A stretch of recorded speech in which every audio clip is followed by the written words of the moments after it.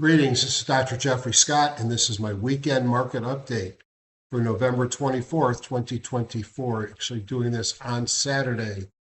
You can see the title, Melting Up is Fun, but Beware a Bull Trap. 2 of the last 3 weeks have probably been the best weeks I've ever had in the market. And I've been in the market since the 90s, early 90s. And sometimes you want to pat yourself on the back and think, boy, you really figured it out. But sometimes you got to recognize it's the market and we're melting up. The question is, when does it stop? Do we have any signs that it might stop? Do we have signs to be concerned about? And what I'm putting there should tell you my concern. Melting up is fun, but you have to beware a bull trap. Again, my name is Jeffrey Scott. My email address is hgsidoc@gmail.com. If you're new to my channel, click the subscribe button, hit the alarm, and when I post these, you'll get noticed. If you got something to say, constructively, good or bad, put it into the YouTube remarks section or email me, and I'll respond either way. And if you like this, hit the thumbs up arrow. So if I get enough of those sometime, maybe YouTube may actually put me in front of more eyeballs. You'll see in the third slide a comment about a new Google Groups I put together, and I'll talk about that momentarily. This is for educational purposes only. I am a doctor. I am not a licensed investment advisor. I do this in the spirit of education and not for investment advice. The intent of the video is to demonstrate the tools of top-down analysis and how I apply them. Trading involves risk, and you are solely responsible for any investment decisions you make. I may own or intend to sell any stock mentioned in this report, and trading stocks and options should be considered risky, and you should consult with your financial advisor before making trades. I have tools for multiple platforms. I am independent.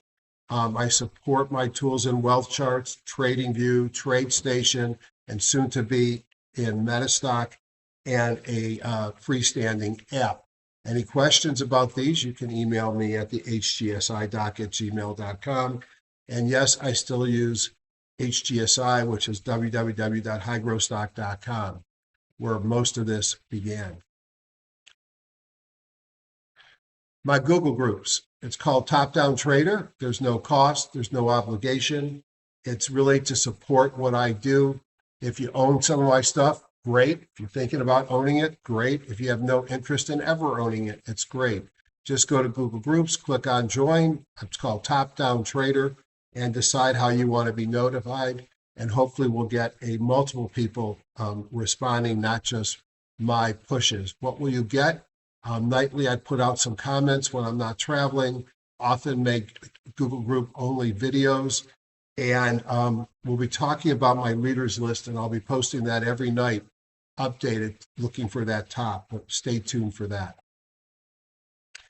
I do a short video every morning, again, when I'm not traveling, on stocksanddocs.com. It's a wealth charts video, and therefore I only use wealth charts in that video.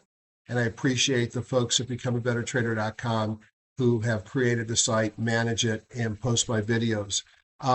You can register for that, which is a great idea, so you'll get notified when I post them. I typically do them late night or early in the morning, and then they're posted at around 8:30 a.m. You got to start always by looking at the major markets, and all I could say is, wow. Look at the 5-day returns. Everything that I track, and I actually added this week, I added the XSD and the SMH because there's a story there, but everything I track was up 5 days, and except for natural gas, which gave back some on Friday, most things were up on Friday as well. Now, look at some of these numbers. Small cap growth, we talked about it 2 weeks ago, it was strong, last week not, up 9.2%. That's the world that I live in, the small mid-cap growth. And so that would be great for my portfolio if it's true. Bitcoin was up a bunch. Now look at this. Semiconductor XSD, which is a broad-based equal weight, was up 7%. The cap weighted SMH, the big guys, was only up 1.9. That should tell us something about the market broadening out. You can see the NASDAQ equal weight 3.5 versus the NASDAQ composite in the Qs 1.9. The spiders equal weight 2.5 versus 1.7 for the spiders. We have really broadened out on a super, super strong week, led by small mids, the Russell and the NYSE over the big cap brothers. Now, if you look at off the 52-week lows, you'll notice the dates are moving forward with us. So we've already lapped the lows on several of these. But you can also see that in yellow, everything is up big in the last year. You know, laggards are the diamonds at 26 and the NYSE at 26.9. And boy, if that's the laggard for 52 weeks, that's pretty incredible. And when you look at the equal weights, a little bit, you know, the QQQE is up 20.5, the RSP is 27. So also doing quite well. On the week, all the sectors were up, led by materials, utilities, and energy. Sort of a rebound for things that have been lagging. Healthcare is just unbelievably weak, the only one that underperformed the spider on the week that was. The Q Edge tool gives us a clue of what's going on in the market at a given time. This is based upon the S&P 1500, although I believe you could change the underlying in even different countries. If you look at the S&P 1500, 100% of the sectors were up on Friday, 94% of industry groups, and 84% of stocks. That tells me a lot. It tells me broad-based strength. If you think about the S&P 1500, it's the 500 large caps, the 600 small caps, and the 400 mid caps. So it's talking about the whole market. Talk more about the buckets later. If you look at 1, 2, or 5 days, you could see the strength in the market. If you look at 10 days, you could see the influence of the prior week, which was tough. But if you look at the month, the market's been strong over the month with all the sectors up in most industry and stock groups. So we are in a sweet spot of the market, but has it gotten to the point where we're going to get a cavity? Here is the Q breadth tools, and I like to be consistent with the tools that I show. But what I wanted to show you is a couple of things. We're actually getting we had an NYSE accumulation day on Thursday. We had a diamonds accumulation day on Friday. So we're seeing some strength that we hadn't seen, during earlier parts of this uptrend. Notice here how many of these skull and crossbones we have. Those are Hindenburg omens. We're going to address those a lot in this session as to whether or not these are something you should be nervous about. Me, I'm nervous about. This view here is a combination of the NASDAQ and the NYSE, and this little bluish green bar here represents a 13-week or 3-month new high, new low, and it's starting to creep up into an area that we typically see pullbacks. So put that in the concern column. If you look at the NASDAQ and on the NYSE, you are seeing confirmed Hindenburgs in this recent couple of days. Again, something that has me concerned. And if you look at the green line, it is now in the overbought area for the NYSE, not quite on the NASDAQ. If I break out the individual indices, you can see the accumulation dot for the diamonds on Friday. But you can see that we are getting up into the zone on all of them. When that happens, the market always has to give. You can stay extended for a while, but one would certainly expect that we are close to a point that the market's either going to give us some sideways digestion, maybe some rotation, and some of the leaders come off their extended, or we're going to get a pullback to some extent. If I look at the weekly charts, and why would I still be long right now? Because overwhelmingly, my direction is determined by these weekly charts.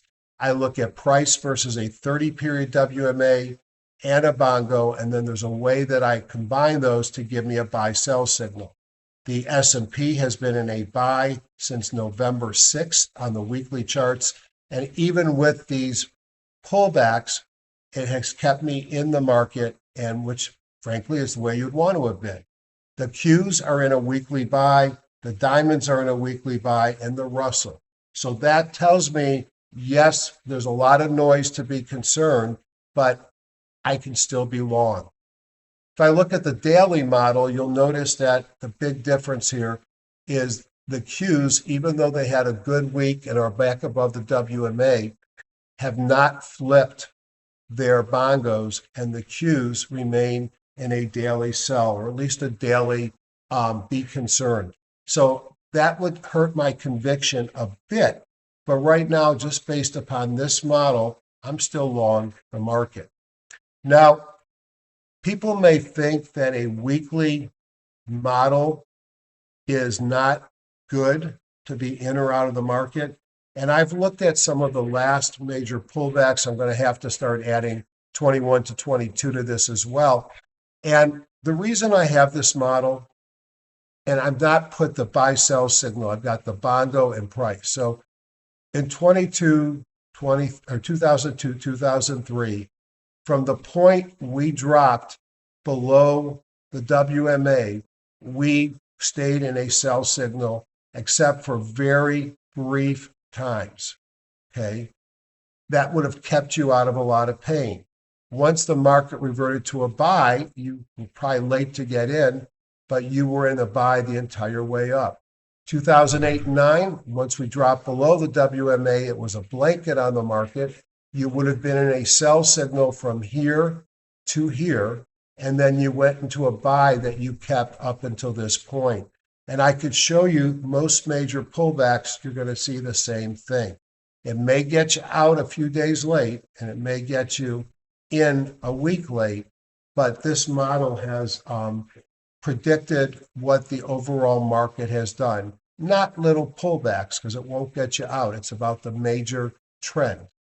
Now, if we look at how the market ended, and this is in my freestanding app, which we call Market MRI Pro, you could see the Russell was up 1.81 on Friday. Everything was up. Second place was diamonds, then spiders and Qs. The volatility was down.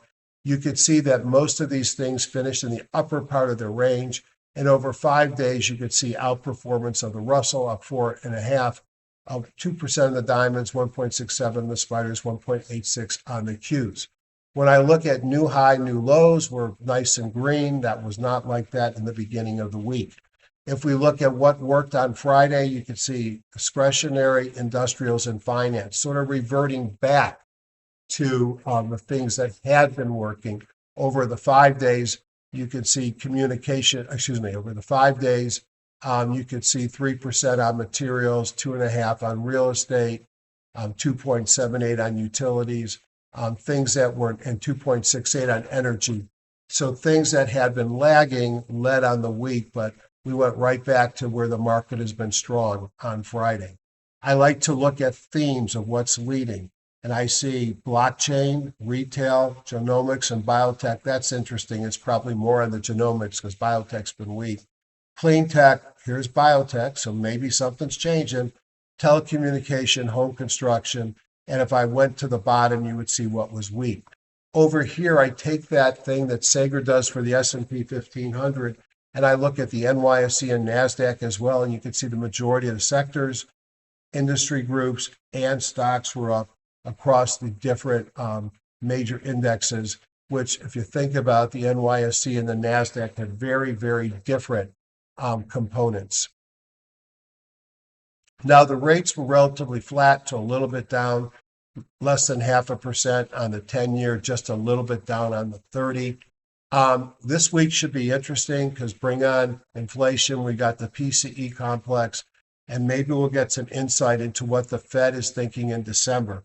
That could move the markets. I do think that there's been some amount of backing out the obvious that we're going to cut again in December, as a lot of the data is coming in a little hotter than expected.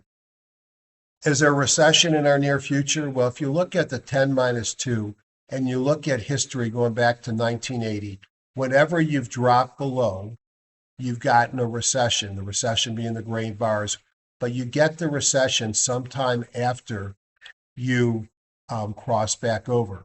You can see in 2007, 8, or 2005 going into that, 6, we did get a double dip below that line. So that is something that tells me, yeah, we're probably going to get a recession. And my guess is it occurs sometime after the inauguration, but talk to me when we get closer. If you look at the 10-3, it's still inverted, but it's getting closer. Now, things that might short-term alert me to more concern.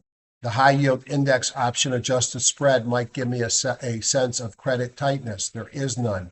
The general diffusion index for the Federal Reserve District 3 is negative minus 5.5, but you really got to come back from minus 20 typically when you start to see the recession. So right now, I don't see evidence of a recession, but I'd like to think that we're not going to get one after this yield curve normalization, but why would that be different this time? So breadth is increasing, stocks above the 200, stocks above the 40, but this is probably the one that gets me the most concerned that we're near some type of a short-term topping event. This is the 13-week new high, new low in Warden. It's the 2121. They have their own proprietary list that they're looking at to reflect the market. And when we get up to this white line, you notice you get sharp reversals. Typically, you get little sell-offs in the market. If you look down here, you get the opposite. When you get down to that white line, you start to get moves higher. We're almost at that white line. Buckets, 3/4 of the stocks in the S&P 1500 are above their Bollinger Bands, are above the midline of their Bollinger Bands, bullish but not excessive. And we have very few stocks above or below the bands, although most of the stocks are above the midline. We're not showing with the buckets that we are near reversal. Here are the buckets now broken out for NYSE, NASDAQ, Russell 1000, and S&P 1500. This is in my new app. The thick bars show me where I was a week ago, and I'll call that a shift to the left. And we talked about that this wasn't super high at 18% or 16% here, but that's kind of where we start to think about reversal, and we have. Now, if we look at over here, we have very few stocks above on any of those. So I don't see anything here that says that I've got to reverse right away. So you can put that in the less concerned about the top and the trap. But the Hindi, should we be worried? And I'm going to show you some background information on this in just a few moments. But notice on the NASDAQ, the number of Hindys that are firing in EdgeRater, they're firing in the NYSE, they're firing in HGSI, they're firing in my app, they're firing in, what was the other one I was in the Q market breadth tool. One of the challenges with the Hindys, it really depends on what you look at. Each of these platforms has a little bit different group structure, but when they're raining Hindys in all the platforms, it's probably time to pay attention. Hindenburg Omen, it's a strong warning signal for a top. It signifies that the herd, us individuals, are buying when the pros are selling. The traditional definition of Hindenburg Omen is 5 criteria. You can read them. Daily number in NYSE 52-week highs and the 52-week lows are both greater than 2.2%. The smaller these numbers is greater than 79. A lot of people will take that out of the calculation. The 10-week moving average of the NYSE is rising. The McClellan is negative on this day, and the 52-week highs cannot be more than twice the 52-week lows. A confirmed Hindenburg Omen occurs if a second or more Hindenburg Omen signal triggers during a 36-day period from the first signal. We have multiple confirmations here. And the thing that makes me feel good or bad is look at the number on the 22nd, 8.9% new highs in the NASDAQ, only 1.87 new lows. On the NYSE, it's 16% with 0.52. But are we getting way too extended? Is this irrational exuberance? It might be. So You can plot it in lots of tools. When I see one, I'm amused but not concerned. When I see several, I get nervous. Most are minor moves, however, no major correction, and I can make that 100 years was not preceded by the Hindenburg Omen.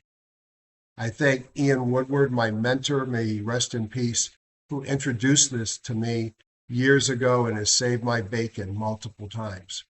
This is an old slide of Ian looking at the 2006 and 2007 markets. The red lines here represented the Hindenburg. Now, traditionally, the Hindenburg Omen is plotted only on the NYSE. I have done my own research on the NASDAQ, and I believe since the NASDAQ has got different makeup, more tech-driven, where the NYSE may be more energy and banks, that it could represent the same signal in a different part of the market.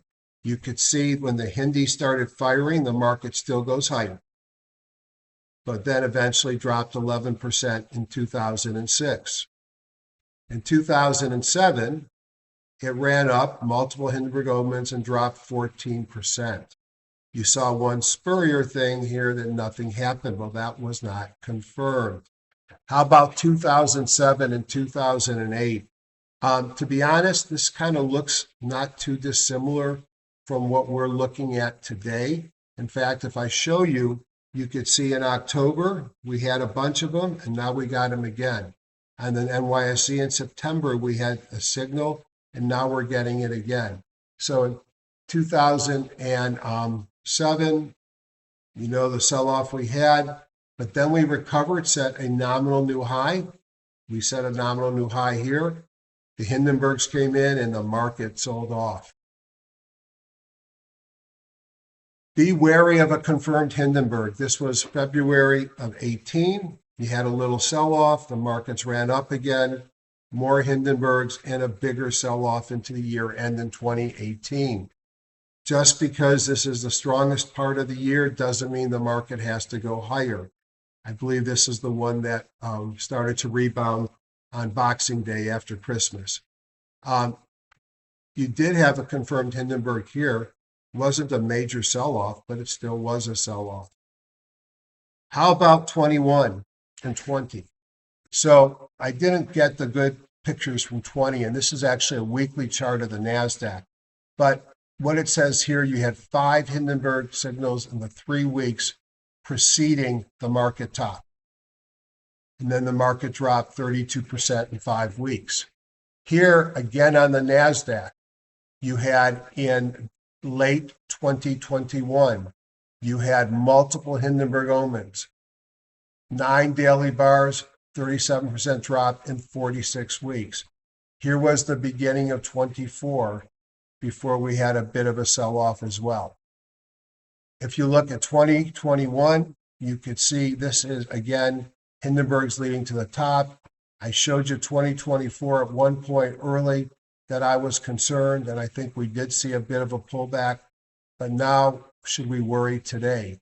The NYSE on the left is just short of all-time highs. The NASDAQ is getting close. These are Hindenburg Omens. These are Hindenburg Omens. We are at a point where I'm nervous. So what me worry? I'm worried. Now, let's look at the past week. Wow, everything was up week. This looks at ERG, which is EPS rank plus relative strength rank plus group rank. I look at stocks, $2.50 and 250,000 shares, and then I track their performance based upon those ERG buckets. As I typically throw out the tail and I throw out the head because we start to drop down the number of stocks. There's definitely a trend towards higher growth, higher ERG, but everything is positive. Here you could see percent return versus EPS. Higher EPS did well, higher relative strength did well, and unusual stocks that were accumulating the prior week did well. Now, this is unheard of. These are all the different groups, bullish and bearish, that I track on a weekly basis, and everything was up. Now, IBD 50, 43 wins, 7 losses, 7.39. High relative strength list, which I post in my top-down groups, there were 239 wins, 46 losses, up 7.5. Most of the stocks I trade come from that, and this was an unusual week where 18 wins, 1 loss, up 7.5%. I've got lists that were up 15%. Mike Scott puts out a big list of growth stocks, 69 wins, 7 losses, 6.58. Even my buy watch, which is less aggressive, was up 3.37. My shorts were up 3.33 because this was an everything went up week. But wow, the S&P 500 is all the way down here, 1.67. Small cap growth, IBD 57.39. Somewhere in here, we're going to see market surge 250. Let's find it. Here it is. Market surge is up 4.03. It was an unusually strong week, especially in growth. Know your news and earnings. We got confidence, home sales, Schiller, home price, but we got those Fed minutes. What were they saying behind closed doors? I suspect we're going to hear they're less worried about the economy, employment's holding up, whether or not they talk about the inflation's not coming down as fast as they like, whether they talk about the pace of rates, I think will be closely watched. And then look at Wednesday at 8:30, jobless claims, durable goods, trade balance, retail and wholesale inventories, and GDP and a PMI. And then at 10 o'clock, we get the personal income complex, the PCE, one that we know the Fed watches. Thursday's Thanksgiving. Happy Thanksgiving to everybody in advance. And Friday, there's nothing scheduled in what will likely be a typical quiet Friday holiday weekend. Surprisingly, there's still a lot of big earnings this week. As I say in the lower right-hand corner, it is a judgment call to hold stocks over earnings dates. It is bad judgment to not know when your stock's earnings date is scheduled. Some of the big players that I see here are Walmart. Actually, this was last week, so never mind. Let's see if we could go real quickly and look at this week's earnings. So where I usually get them is I get them from Earnings Whispers, and I search for it on Twitter. And here we go, my bad. So I'm glad I'm doing this. Double click on it. And we can see Zoom. Stock chart doesn't look bad, but I'm not sure I'd be buying it in front of earnings. So it's a quiet week. Abercrombie and Fitch looks like it's setting up. Dick's looks like it's setting up. Dell, CrowdStrike. CrowdStrike has made up for a lot of things that they lost after their software errors that they had. So that's the earnings. I'll have to take that out. So I want to introduce you to something that those that have followed Ian, followed me for years, they're followed the Northern California group where Jerry Sammet posts his. When you think the market's getting overbought, what I try and do is pick a list of stocks. In this case, it's a big list. There's 45 different stocks. And I try not to have more than 2 in any industry group. And what I want them to show me is a index that looks like this. Wouldn't you love your portfolio to look like this? These are the leaders in the market. So the average of all these put together looks like this. Why would I do that? Because leaders have a tendency to break down before the market breaks down. These are extended stocks. Many of them have run a long way. So I will be publishing this graph every night in my top-down trader Google group, as well as a short message as what I think is happening. If we are in a melt-up that will end in a collapse, and thus we're in a massive bull trap right now, I am going to expect this to roll over first and give me a signal. So I will share the results with you. So we returned to winning ways this week after a breather last week. The small cap Russell mid caps led. The big cap guys lagged. Economic news stronger than expected, except for weaker than predicted consumer sentiment. NVIDIA, your earnings turned out to be a yawner. They're up and down on earnings date. Actually traded positive the next day, closed down a little bit, had a soft Friday. As long as NVIDIA holds up, that will probably support things for a while. But if NVIDIA breaks It'll take the market with it. I am seeing signs to be concerned about. We got the Hindies. Those 3-month new high, new lows are something I've grown to become very pay attention to. Extended markets can get more extended before falling over. We are in the strongest part of the calendar going into the Thanksgiving holiday, but we're going to have low volume this coming week. So you can get outsized moves. Do I think we've crashed before Thanksgiving? That would be unusual, but I have to be aware. So it's tough to short markets at all-time highs when everything is going up.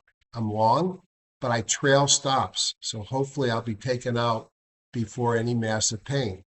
We will top. The question is when.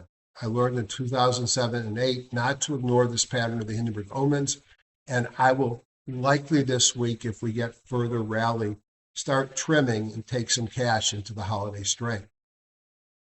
So I mentioned again my Google group, top-down trader.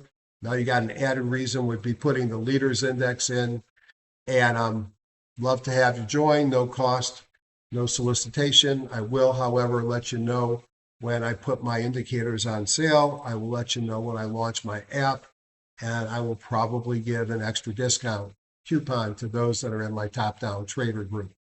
So now on to the charts. So I'm going to be using wealth charts pretty much from here on in today. Why? Because it's simple. And I think of all the people that have my tools right now, most of them, the biggest number is probably in wealth charts. And I like using it. So Friday, Thursday, Wednesday, Tuesday, Monday. So the market traded up on Monday. Tuesday, gap down, traded up, finished kind of flat. Wednesday, not much happened because we were waiting for NVIDIA earnings. And then Thursday and Friday, Thursday was a massively strong day, and Friday we coasted higher. So a strong week in the market. If we look at the spiders, you could see we had a number of days we talked about that the market did nothing. This is a regression channel, and we broke above the midline on Thursday, and then Friday we were up an additional 0.31%. What are my targets? Well, obviously right now the question is, can we set a new high? On the downside, short term, I think that 50 is going to come into play. And then below that is this area here, which is a sign of hesitation a couple times on this move up. I think that I could take off the yield sign because we did break out here. Do I think we're out of the clear? I do not. If you look at the weekly, we did not even reverse the prior week's negativity on the spider, up 1.67%. If I look at the Qs, you'll see a very similar pattern as the spiders. Sideways move, a little bit of a breakout with bottoming tail on Thursday. Friday, we were up a tad, 0.16%. And if we take a look at the weekly on the Qs, you could see really not an impressive bar, sort of an inside bar, which could be a continuation for all we know, up 1.86, whereas support, I think you're sitting right above the 50. This here goes back, I believe, I can't remember what that went back to. I guess, well, I have to go back and review, but this area here has been support a number of times. So that 50 will keep going higher, and this could be support, the second piece of support. Certainly don't want to get down here to the 50, to this line here, and or the 200. This is a VWAP. Okay. If we look at the diamonds, we flip this first to a daily, you could see a nice reversal here above the midline on the regression channel, above the 50, almost all-time highs, up on Friday, almost 1%. And if we look at the weekly on the diamonds, again, this one's a lot nicer, and it was up almost 2%. And lastly, let's take a look at the daily on the Russell to keep things consistent. You could see, like the diamonds, the daily pull back, and this was the obvious reversal point, a place that we had resistance before, now turned to support. The 50 is right underneath it, And the Russell had a pretty awesome week, an awesome day, up 1.63 on Friday. And then if I look at the weekly, monthly's good too, did not take out the high of the prior week, which is disappointing, but up 4.5%.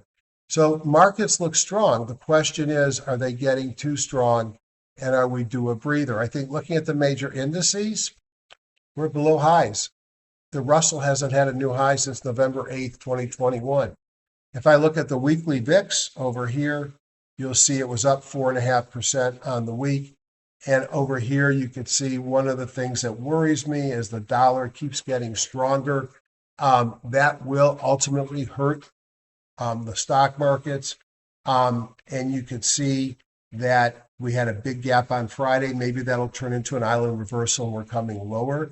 If we look at a longer term chart and we put on a weekly here, see if that'll show you what I want to show you.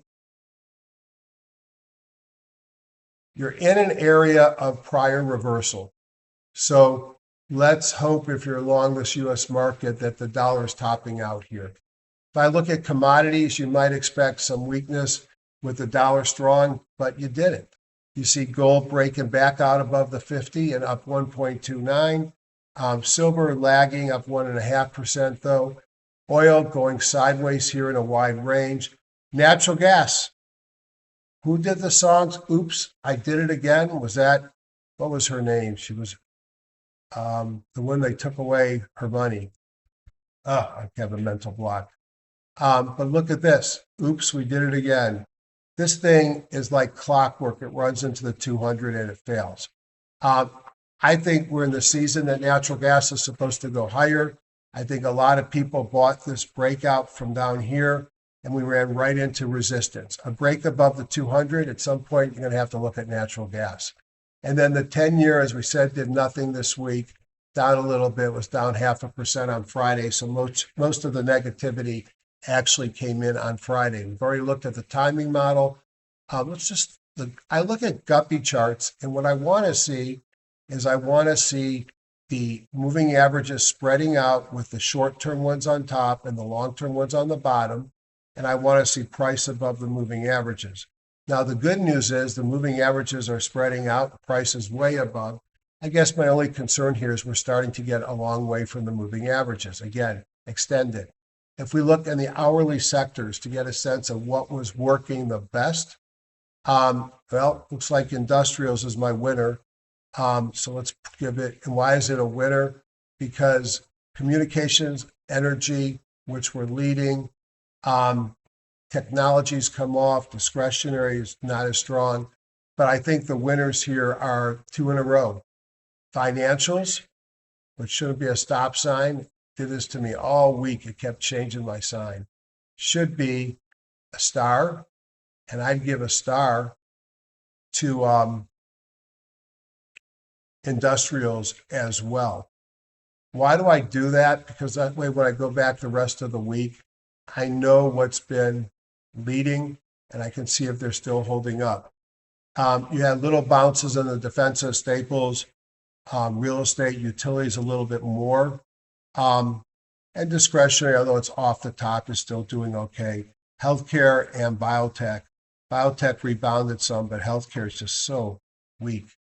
If I go into the stock scanners, and we look at the watch list, and I use this to look at a lot of the FANG stocks. It's not actually the heat map here.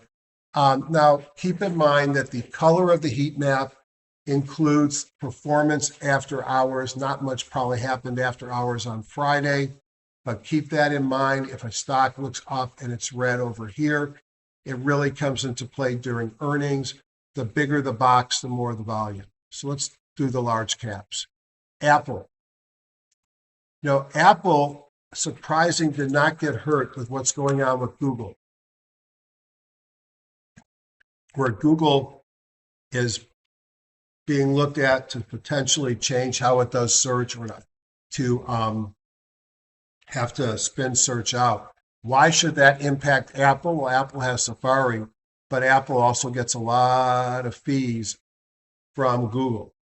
So that's something to be concerned about. If you look at the stock, boy, we're consolidating right on the 50. So that's worth watching. Tesla. Tesla's one of the leaders of the market right now. It pays to be on the good side of Trump. And Elon Musk apparently is getting the benefit of his support. But he had the breakout on the election day, which is right here. He's actively involved in the White House. And it keeps going. The talk about eliminating tariffs is more likely eliminating rebates on solar and putting tariffs on Chinese probably helps his market share. NVIDIA, it's just struggling up here. To me, as long as it holds above the 50, I'm not too worried.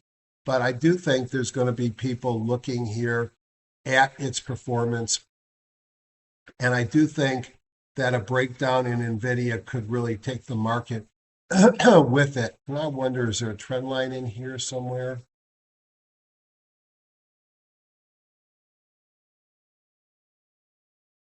Certainly feels like there's some kind of a support area. It'd be interesting to see if it holds above that or not. Microsoft, not right now for me. It's broken out of the wedge to the downside. It's below its moving averages, even though it had a strong day on Friday with everything else. Meta, like Microsoft, is broken down below the 50. I would have no problem going back into it at some point, but look at relative strength and OBV are weak. Let it get back above the 50. Amazon, only below the 17. Looks like it may tread back to the 50 before it bounces. Wait for the bounce. Google, this is what happens when the Fed goes against you. Now, you could argue that the new SEC enforcement team is going to be a lot softer than the existing one. Maybe some of the problems that Google has are going to go away, and maybe Google's a buying opportunity here. Sitting on the 200. A break of the 200 be worrisome. Look at the relative strength and OBV breakdown. Netflix has been a star. It's still a star. It's starting to get extended. Well, it's not starting. It is at 97%. Things don't go up forever. That looks like a bit of a climax. Now, it is a leader and it could go higher. I don't think the day is over. It's not MicroStrategy. You want to see a climax top. You had the market just ran right up here and then gapped up here on Thursday. Of course, in the midst of that, Hindenburg came out with a negative report and it sold off, bounced a little bit on Friday, a leveraged way to play the Bitcoin craze. SMCI, which was beaten up, announced down here that they got new auditors. Is this going to come back? Its earnings are slowing. It's tied so much to what NVIDIA does. But, maybe this is something you take a flyer on. Still, I get above the 50, though. That's worrisome. One of the most expensive by fundamental stocks around remains Costco. I get nervous with Costco. It's a nice tool that allows us to look at earnings dates in Costco. Where are the time zones so I can cut out what I just showed? About 43 minutes. Okay. All right.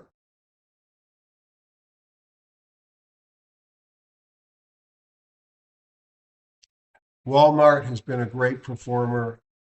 It says here its earnings came out this past week. It beat by 10%, much lower multiple than Costco. Both great places to shop. So let's look at WellScanner and see if we become more bullish and what's leading. One of my favorite tools in wealth charts. And what's interesting is what's up at the top, energy. Well, the MLPs, XLE, IYE, producers XOP, and more MLPs. The only things above 800 are MLPs. Then we get next generation ETFs, fintechs, capital markets, millennials, software, US dollar, internet, cloud, dividend payers, insurance, but we're starting to drop down. So a couple of comments. These things are extended. I can't believe that MLPs are trading like growth stocks, but they are right now. Maybe it's the dividend. Maybe it's something to do with the excitement on natural gas in the new administration. We'll look at some of the MLPs. This is not a bullish appearance here. I can't short here at all-time highs or near all-time highs, but I've got a list of contra ETFs that I'm going to watch as this market, you'll see. And I'm also going to watch that leaders index to see where it goes. Let's look at the CAT scanner. So you're seeing the weekend review, which is a broader list than my combo buys. Just wanted to look at a broader list because there were no 4+ on the combos. A lot of these top ones probably had earnings. Copart, big gap up on earnings.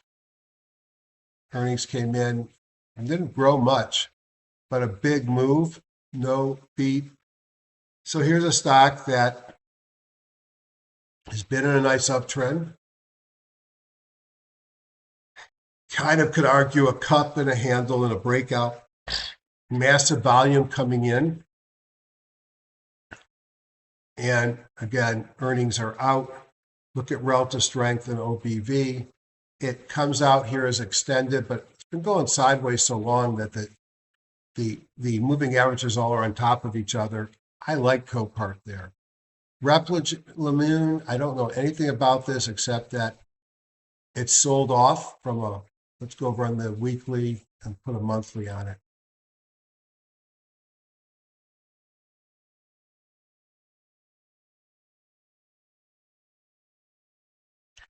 You could see it's come a long way, so I would never buy something that looked like that without knowing more.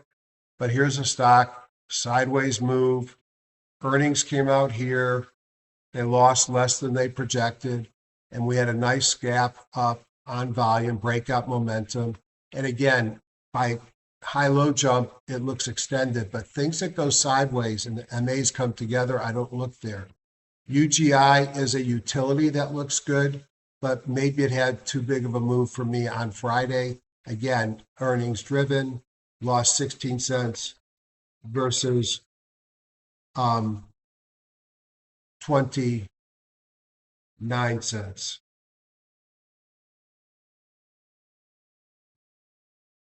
CME, big uptrend, sideways.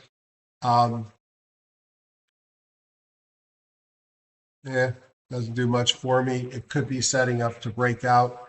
I mean, you might want to, and this is what I do. I mean, this here is more of a, I hit the wrong one, more of a bottoms up approach. And I'll go look at MLPs because that's what the top down said to look at in a few minutes. Although I have I suspect that a lot of them are going to be coming in here. So, maybe a breakout above this level could be interesting. So I'll put that there and I'll continue to watch that.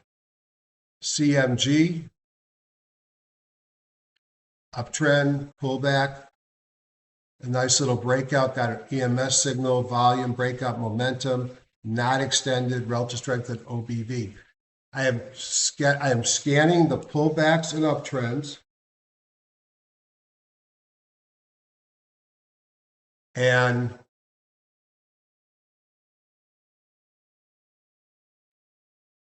I'm just ranking them by having bullish signals. Ford, I don't like buying things below the 200, but it's maybe setting up. International Bank, Infosys. ADRs are very gappy, and this is an ADR. Big pullback, and it broke out above the 50. Earnings are back here, so they're out of the way. Volume breakout momentum, relative strength and OBV look good. Looks interesting. Let's go down the list and see anything else that I liked. WePro. Again, it's another ADR. Nice uptrend here. Not extended. Relative strength looks okay. ACM looks good. This is one of these high growth stocks. Pull back and breaking out again on volume. Getting extended, that would bother me some. Notice how in a big uptrend we're spreading out the moving averages. That's when I pay attention to the high-low jump. Bank of California, again, a similar story. Nice uptrend, pullback, going higher. Not totally extended yet. Relative strength and OBV look good. Apellis is a pharma stock that got destroyed, so I don't like buying things down here. Now, maybe somebody knows something about this. Maybe biotech and pharma are going to improve, and this might be something to look at. A lot of volume has come in down here. Wow. Didn't move the stock much, but maybe there's something to look at there. Just don't have any insight. Now, I could put any user group here, so let's just throw in energy. So all includes producers, MLPs, etc. So the only two energies that are pullbacks and uptrends were two services stocks. Helmerich Payne, no thanks, below the 200, and RES also. But I have to think about it. If this is the leading group,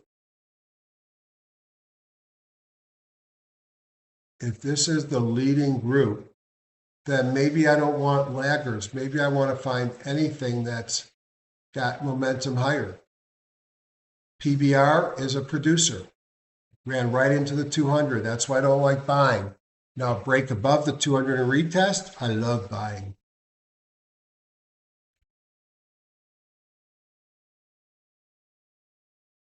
Looking at stocks that I might know. APA is a producer. And this is what happens when energy's beat up. Devon, producer. I don't usually buy things like this. At some point, they become a value play, and I reconsider. But I'm looking for things that are high to go higher. Seadrill is a services stock starting to move. But the ones I really wanted to look at are the MLPs. So let me see if did I do an MLP list?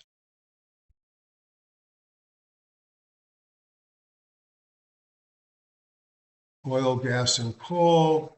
Nope. All right, so let me give you a couple of MLPs. In fact, let me do one of my favorite things about HTSI is how it keeps all the reference groups for you. So I'm going to look at industry groups and sectors. I'm going to look at industries. I think midstreams. And let's look at some of these. In fact, let me show you how I create a group inside wealth charts. 50-50 that it works.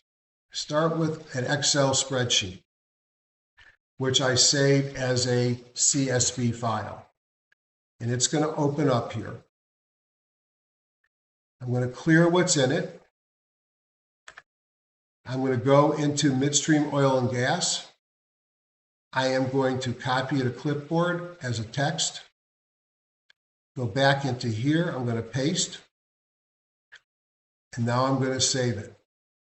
And we call this one basic. Now I'm going to go into the watch list function.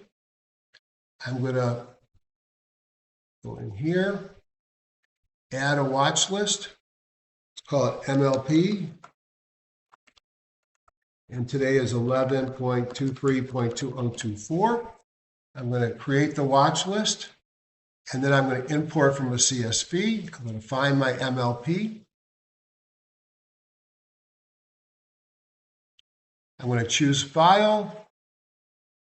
There it is. I'm going to upload. And now I'm going to go see if it's here. It should be an MLP file. There it is. Look at the last week's moves in MLPs. They participated, didn't they? How many times have I talked about ET, which, if you follow me, that's the one that I own, not because I knew it was going to be the leader this week. Just let's look at some of these. ET, it's in a climax run. It pays a 7% dividend. Holy Toledo. Or it did when it was down here. I don't think these will be sustainable runs, but I'm happy with it maintaining its historic nice uptrend. It's an ADR, DT midstream, rocketing higher. Hard to buy these things. GLP, rocketing higher. 1OK, rocketing higher.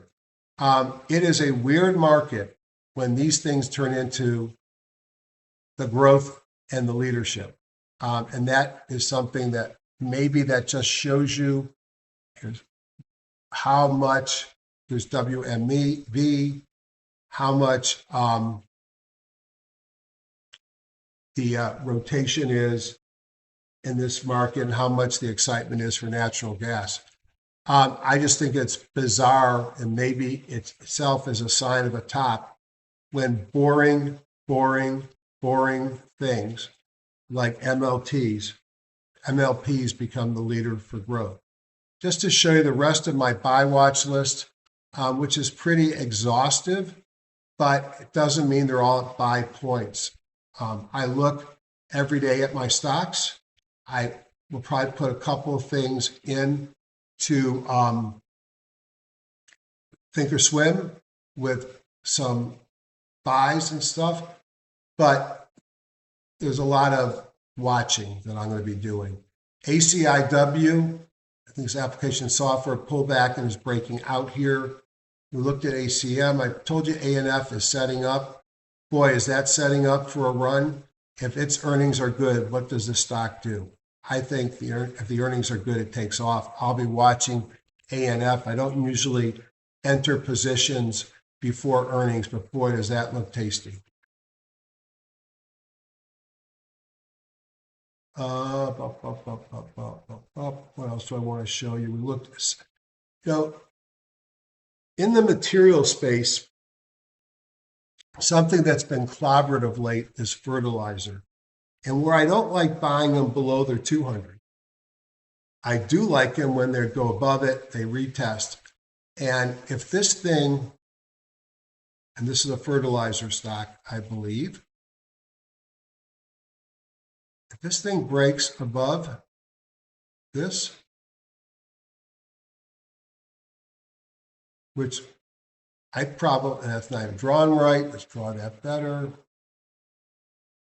A breakout above here, I might be long. Another one in this space is Mosaic. I heard some people talking about that this week as well.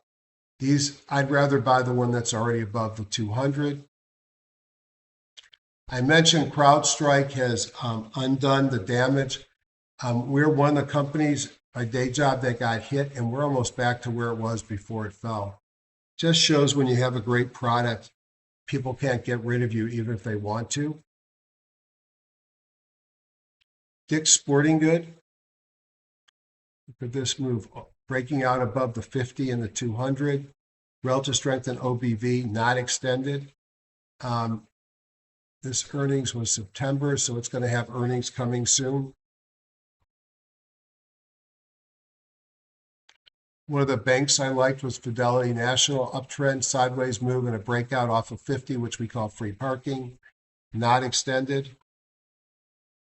Home Depot, pull back in here to the 50 and a big move on Thursday and Friday.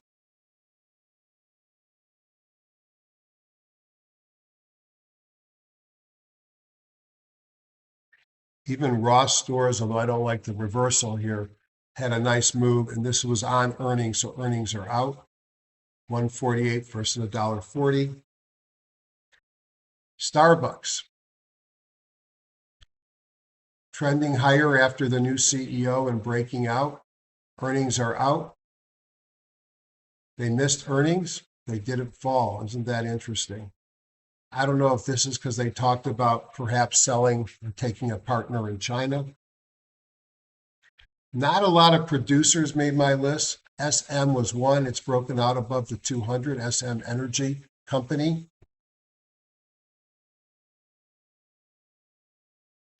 And then home builders are showing up again. And look at Toll Brothers. Uptrend, sideways move, and a breakout. Not extended, relative strength and OBV look great. And we'll end with just one more MLP. And because this one hasn't broken out, and this one pays a dividend as well, the rest of the market is doing well for these. Might be something to take a look at. It's not extended. So I've gone about an hour exactly. I thank you all for being here. Please consider what I said about my signing up for my Google Groups, top-down trader. You'll get commentary during the week. You'll see how I'm tracking on the leaders list, and you'll get special offers when I launch my new app. Have a great week. Happy Thanksgiving. Drive safe. Enjoy the holiday. Come bring them back alive, and we'll see you next weekend.